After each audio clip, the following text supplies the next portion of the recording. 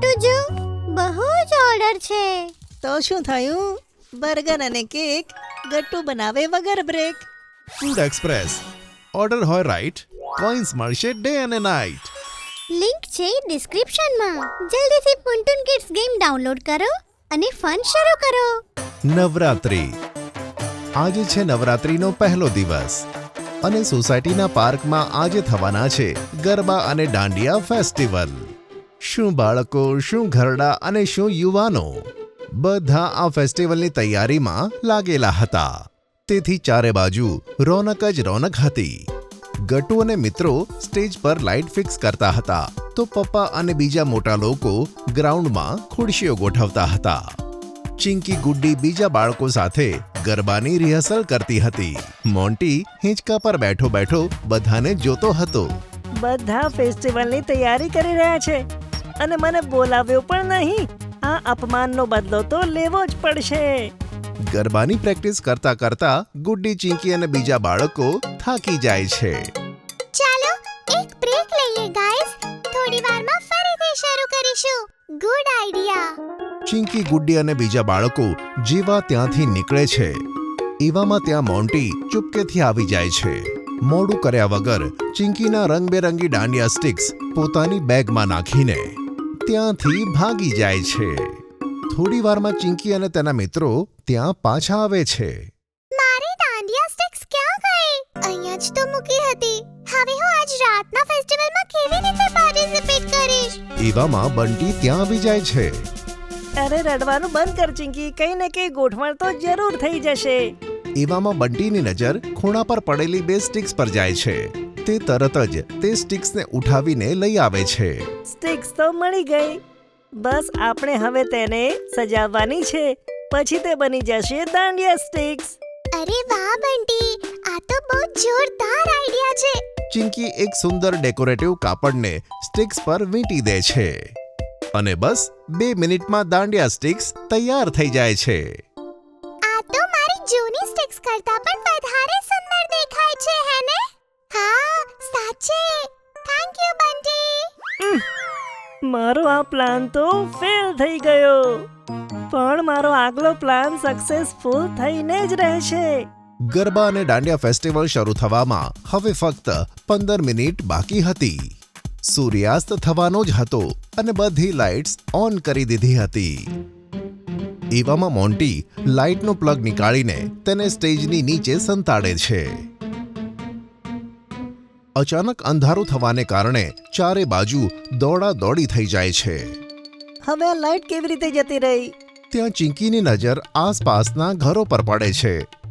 બધા ઘરોમાં લાઇટ તો ચાલુ જ હતી. ગટ્ટુ, લાઈટ નથી ગઈ. જો લાઈટ ગઈ હોત તો કોઈ પણ ઘરની લાઈટ ના ચાલુ હોત. એવામાં ગટ્ટુની નજર સ્ટેજની નીચે લાગેલા ડીજે ફ્લોર પર પડે છે. ડીજે ફ્લોર લાઇટથી ઝગમગાતું હતું. જો સ્ટેજ વાળી લાઇટમાં ખરેખર કંઈ ગડબડ છે તો પછી આ ડીજે વાળી લાઇટ કેવી રીતે ચાલુ છે? કારણ કે આ ડીજે વાળી લાઇટ બેટરી વડે ચાલે છે મારા દોસ્ત. ઓહ, તો કેમ નહીં આપણે આ જ લાઇટ્સને સ્ટેજ પર લગાવી દઈએ? તેમને લગાવવામાં ટાઈમ પણ નહીં લાગે અને સુંદર પણ દેખાશે. તો ચાલો પછી કામ શરૂ કરીએ. ગટ્ટુ ડીજે વાળા ભાઈ પાસે જઈને તેમની પાસે કેટલીક એક્સ્ટ્રા લાઇટ માંગે છે. જેવી તેમને લાઇટ્સ મળે છે, બધા જ બાળકો સ્ટેજ પર તે લાઇટ લગાવવાનું શરૂ કરી દે છે. થોડી વારમાં જ સ્ટેજ દુલ્હનની જેમ શણગારેલું દેખાતું હતું. થોડે દૂર બેઠેલા મોન્ટીને મનમાં ને મનમાં ગુસ્સો આવતો હતો. હું ગમે તેમ કંઈ કેમ ન કરું, આ લોકો મારાથી જીતી જ જાય છે. થોડી જ વારમાં ગરબા એન્ડ દાંડિયા ફેસ્ટિવલ શરૂ થાય છે. ગટ્ટુ, ચિંકી, હરી, બંટી અને ગુડ્ડી મજાથી ગરબા રમવા લાગે છે.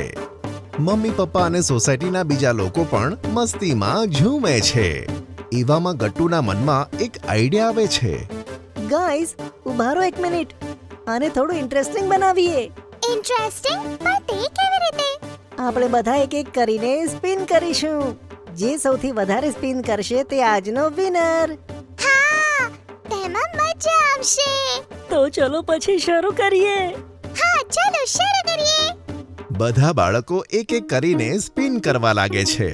સૌથી પહેલા આવે છે હરી, જેને થોડી જ સેકન્ડમાં ચક્કર આવવા લાગે છે. બધા લોકો એની હાલત જોઈને જોરથી હસવા લાગે છે.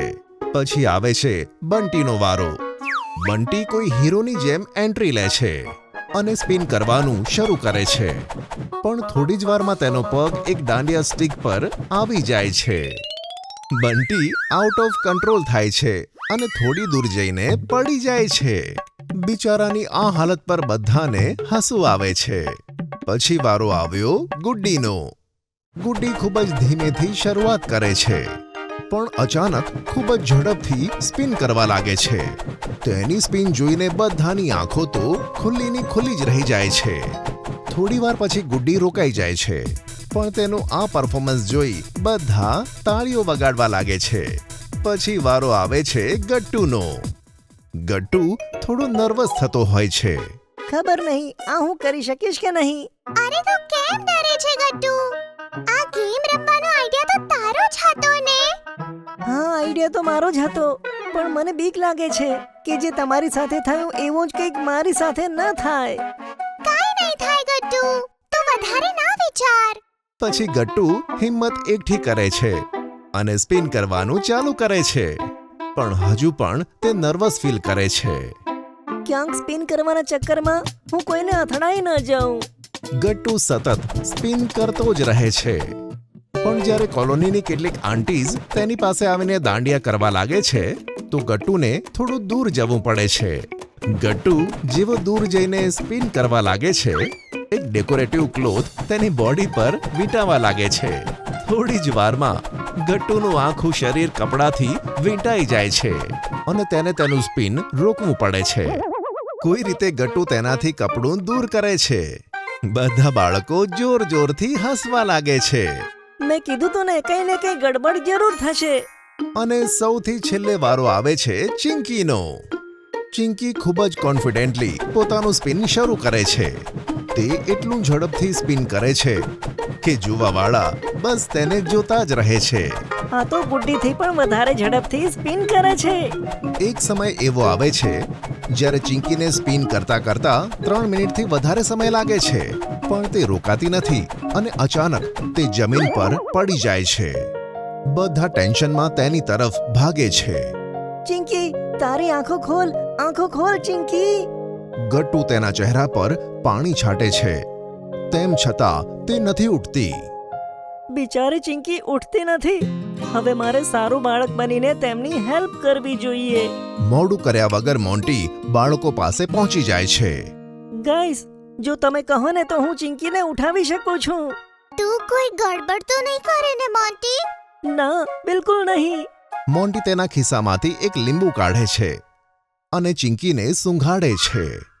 થોડી જ વારમાં ચિંકી ભાનમાં આવી જાય છે. બાળકોની ખુશીનો તો પાર ન હતો. અરે વાહ મોન્ટી, તે તો કમાલ જ કરી નાખી. Thank you so much. Monty પણ બાળકોની તાળીમાં સામેલ થઈને ગરબા અને દાંડિયા રમવા લાગે છે. તેને એ વાતનો અહેસાસ થઈ જાય છે કે સાચી ખુશી કોઈનું કામ બગાડવામાં નથી, પણ બનાવવામાં છે.